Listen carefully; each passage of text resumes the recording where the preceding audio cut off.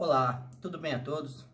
Primeiro eu gostaria de agradecer, sejam muito bem-vindos ao meu canal, sejam bem-vindos e sejam bem-vindas. E hoje eu vou abordar sobre um tema que eu acho um tema muito importante dentro de todas as vidraçarias e esquadrias de alumínio. É a questão da falta de mão de obra. A falta de mão de obra é um problema sério, é um problema grave. Todas as vidraçarias, eu acredito que a grande maioria no dia de hoje vem passando por esse problema. E a falta de mão de obra é uma coisa bem séria, porque tem muita gente que tenta fazer uma obra e não consegue entregar no prazo, às vezes nem consegue vender um serviço pela falta de mão de obra. Mas antes da gente abordar esse tema, eu vou contar um pouquinho para vocês sobre a minha história.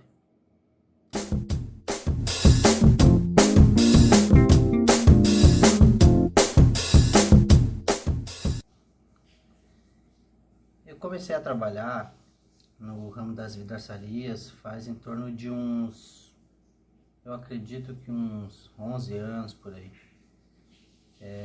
Eu trabalhava no hospital e eu trabalhava como menor aprendiz nesse hospital. E aí meu pai teve um infarte, né? E felizmente ele veio a ficar internado justo no mesmo hospital que eu trabalhava. Então ele acabou ficando internado e tal, aí ficou um tempo ali. E eu acabei pedindo a demissão de onde eu trabalhava para poder ir para lá com ele, para trabalhar com ele. Meu pai morava na época no Paraguai e eu morava em Foz do Iguaçu, num hospital bem grande que tem ali.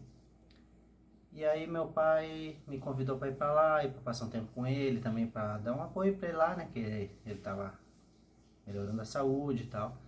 E aí eu comecei a trabalhar com ele, comecei a entrar dentro do ramo e tal. Na verdade, eu desde criança fazia viagens e passava as férias lá e já tinha uma noção assim mais ou menos de como era a profissão, já via como é que era a coisa e tal. E aí eu iniciei começando a trabalhar.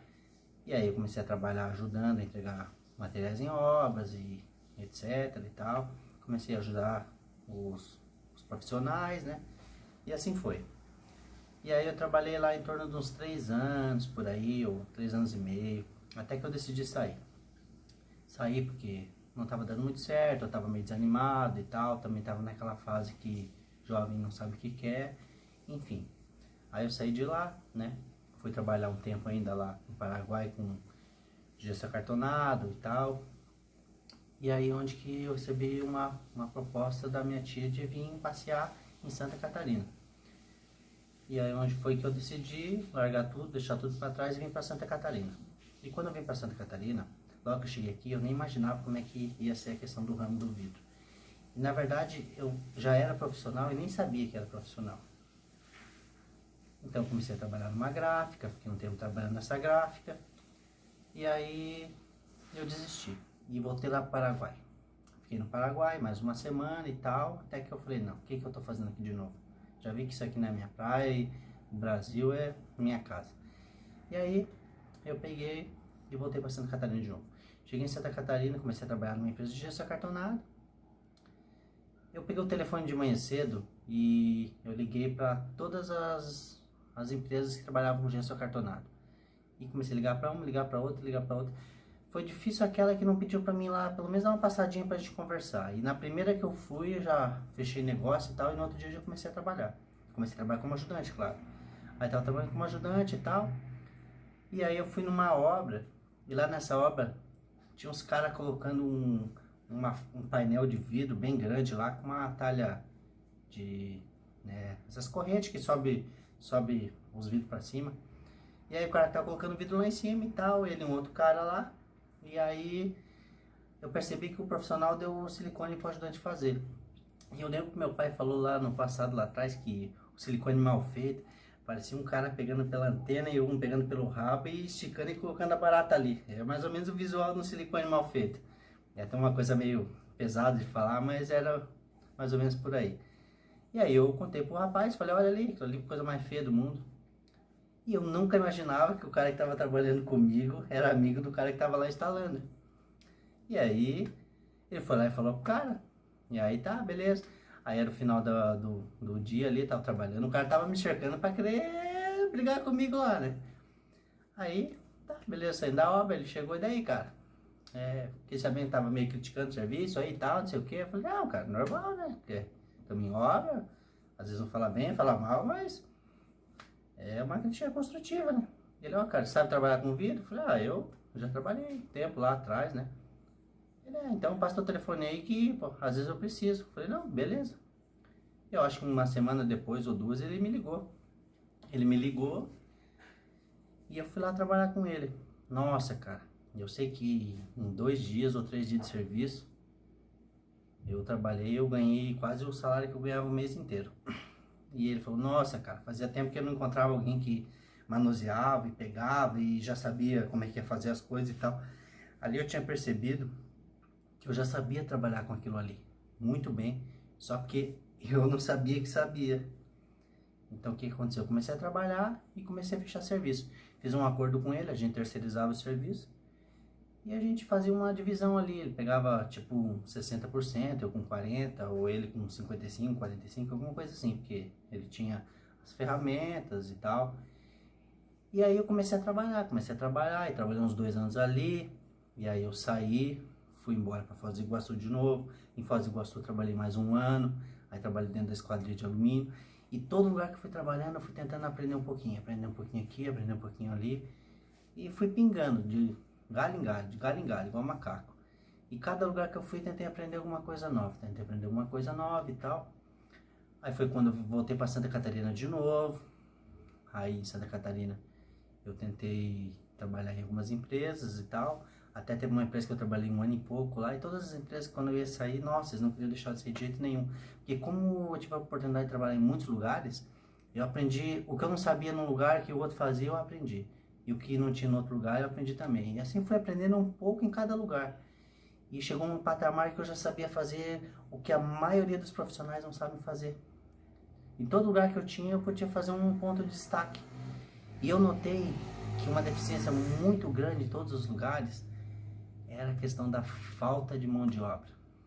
Nossa, como é complicado em todos os lugares. No Paraguai, no Brasil, em Foz do Iguaçu, em Santa Catarina, em todas as empresas que eu trabalhei, sempre está precisando de mão de obra qualificada. E uma coisa que eu venho notado em todas elas é que não existe gente nova entrando dentro do trabalho para aprender. Então eu estou pensando assim, como que daqui a alguns anos vai se tornar isso aí? A nossa mão de obra vai estar escassa. Quem estiver trabalhando vai se tornar um profissional muito caro, porque ele vai ser único. Aí eu fui convidado para trabalhar numa empresa, me tornei encarregado. Eu tive uma esquadrilha de alumínio lá também, tentei comprar lá e toquei por um tempo, também não deu certo por causa de falta de mão de obra. Enfim, eu decidi que eu criei esse canal para ajudar as pessoas e ajudar quem tem empresa a ensinar os profissionais que estão iniciando, com o intuito de ajudar, né, a tirar dúvidas, a dar instruções, ensinar macetes, né, ensinar métodos de montagem, né, métodos para iniciante, métodos para profissionais que já estão mais lá na frente e têm dúvidas em certas ocasiões. Então, eu vou tentar abranger nesse canal todas as linhas, todas as partes em vidro, esquadria e tudo que tiver, inclusive aos donos das vidraçarias, eu gostaria de fazer vídeos ensinando como fazer orçamento, como lançar orçamento, como fazer o cálculo, como fazer cálculo de material, como fazer cálculo de custo, quanto cobrar, qual o valor certo para cobrar em cima de cada serviço. E é isso aí, com o intuito de ajudar para que daqui a alguns anos, quem saiba, o nosso ramo esteja um ramo mais tranquilo, né, menos turbulento nessa questão e atrair mais gente para o nosso ramo, gente nova que queira aprender, que tenha vontade de aprender e tal. Eu acredito que aqueles que tiverem vontade realmente, em questão assim de pouco tempo, acabe aprendendo muitas coisas e se torne um profissional rapidamente, porque eu quero dar todas essas dicas do início ao fim. Porque muitas vezes entra uma pessoa para trabalhar na empresa, você não tem como ensinar para ele passo a passo, a gente não tem esse tempo. Porque geralmente o profissional já tem um salário caro, ele tem a hora cara, então você não tem como deslocar o cara para ensinar aquele novato ali. Ele vai ficar ali e vai tentar pegar aquilo que ele puder pegar. E muitas vezes não vai ter aquele incentivo, ele vai se encostar num canto e às vezes não vai conseguir evoluir, onde que eles acabam saindo. Então eu quero mostrar a primeira etapa, onde que o ajudante vai começar, o que que ele tem que fazer, quais são as ferramentas, por onde que ele vai seguindo cada passinho, entendeu? Porque às vezes o dono da empresa também não tem como, porque ele tem que vender, ele tem que medir, ele tem que projetar, ele tem que ir na obra resolver problema, ele tem que resolver pepino, então a cabeça é cheia o dia inteiro. E eu acho que se a gente começar a focar um pouco nesse lado aí de ensinar, a gente vai ter grandes resultados futuramente. E eu acho que é isso aí. Então, pessoal, muito agradecido por assistirem o vídeo até aqui. Eu espero que a gente venha nos ver novamente. Um abraço, fiquem com Deus e um abraço do Barbudo aqui. Até mais. Tchau, tchau.